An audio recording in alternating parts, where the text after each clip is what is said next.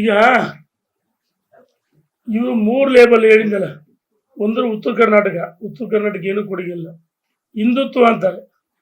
ಹಿಂದುತ್ವ ಅನ್ನೋರು ನೋಡಿ ಎಷ್ಟು ನಗನಗ್ತಾ ಅಲ್ಪಸಂಖ್ಯಾತರ ಡ್ರೆಸ್ಗಳನ್ನ.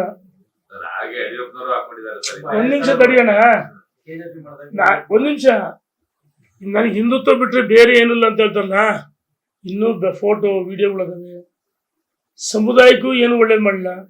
ಪಂಚಮಶಾಲಿ ಸಮುದಾಯ ಪಾಪ ಬಿಜೆಪಿ ಯಾವತ್ತೂ ಇದೆ, ಆದ್ರೆ ಆ ಸಮುದಾಯಕ್ಕೆ 2A ಮೀಸಲಾತಿನೇ ಕೇಳಿಲ್ಲ ಅಂದ್ಬಿಟ್ರಿ ಮನುಷ್ಯ ಮೊನ್ನೆ.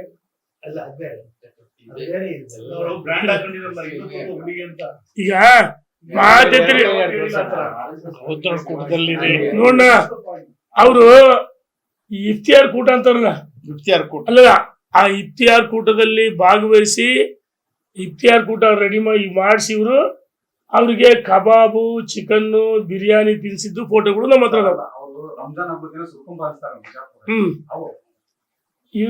ಇದು ಹಿಂದೂ ಹುಲಿನ ಬಣ್ಣ. ಅವ್ರು ಅವ್ರ ಧರ್ಮ ಅವ್ರು ಮಾಡ್ಕೊಂಡು ನಮ್ದೇನಿಲ್ಲ. ಆದ್ರೆ ಬಹಳ ಹಿಂದುತ್ವ ಅಂತ ಹೇಳೋ ಮನುಷ್ಯ, ನೀನ್ ಯಾಕಪ್ಪ JDSಗೆ ಹೋದೆ?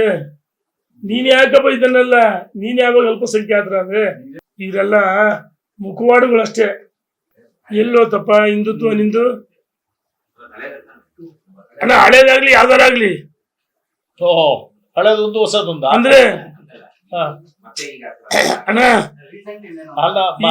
ಮಾರ್ಪಾಡಾಗಿದ್ದಾರೆ ಮುಸ್ಲಿಂ ಹಿಂದೂ ಆಗಿ, ಅಂದ್ರೆ ಕನ್ವರ್ಟ್ ಆಗಿರ್ಬೇಕು ಆಗಿದ್ದಾರ. ನೋಡ್ಕೇಳ, ಇದು ಅವ್ರು ಹೇಳಿದನು ನಾನು ಹಿಂದೂ ಹುಲಿ, ಹಿಂದೂ ಯಾಕಪ್ಪ ಅದೇ? ಕಬಾಬ್ ಯಾಕೆ ತಿನ್ಸಿದೆ? ಬಿರಿಯಾನಿ ಯಾಕೆ ತಿನ್ಸಿದೆ? ಇಫ್ತಿಯಾರ್ ಕೂಟ ಯಾಕೆ ಮಾಡಿದೆ? ಉತ್ತರ ಕೊಡೋದಕ್ಕೆ. ಅಲ್ಲಪ್ಪ, ನೀನೇ JDSಗೆ ಹೋಗಿ ಆಡಬಾರ್ದು ಮಗ ಇದು ಮಾಡಿದೀಯಾ? ಯಡಿಯೂರಪ್ಪನವರು ಯಡಿಯೂರಪ್ಪ ನಿಲ್ಲಿಸಿದ್ರು. ಯಡಿಯೂರಪ್ಪ KGP ಕಟ್ಟಲಿಲ್ಲ. ಜನರು ಬಿಜೆಪಿ ನಿಮ್ಗೆ ಅನ್ಯಾಯ ಮಾಡ್ತು ಅಂತೇಳಿ ಯಡಿಯೂರಪ್ಪರನ್ನ ಬಹಳಷ್ಟು ಜನ ಮಠಾಧೀಶರು ಪಕ್ಷ ಕಟ್ಟಿ ಅಂತ ಹೇಳಿದ್ರು, ಆಯ್ತಾ? ಆದ್ರೆ ಯಡಿಯೂರಪ್ಪನವರು ನರೇಂದ್ರ ಮೋದಿ ಪ್ರಧಾನಮಂತ್ರಿ ಆಗ್ಬೇಕಂತ ಒಂದೇ ಕಾರಣಕ್ಕೆ ಬಿಜೆಪಿ ವಾಪಸ್ ಬಂದು ಪಕ್ಷವನ್ನ ಇವತ್ತು ಸದೃಢಗೊಳಿಸಿದ್ದಾರೆ. ಎಷ್ಟು ಹೋರಾಟಗಳು, ಪಾದಯಾತ್ರೆಗಳು, ಜೈಲು ಅನುಭವಿಸಿದ ಯಡಿಯೂರಪ್ಪನವರು. ಯಡಿಯೂರಪ್ಪನ ಬಗ್ಗೆ ಮಾತಾಡ್ತಾರೆ ಅಂದ್ರೆ ಇವ್ರ ಜನ್ಮಕ್ಕೆ ನಾಚಿಕೆ ಆಗ್ಬೇಕು. ಇವತ್ತು ದಿಲ್ಲಿಂದ ಬಿಟ್ಟು ಬಂದು ಮರ್ಯಾದೆ ಪಕ್ಷದ ಜೊತೆಗಿರಿ ಅಂತ ಹೇಳ್ತೀನಿ ನಾನು.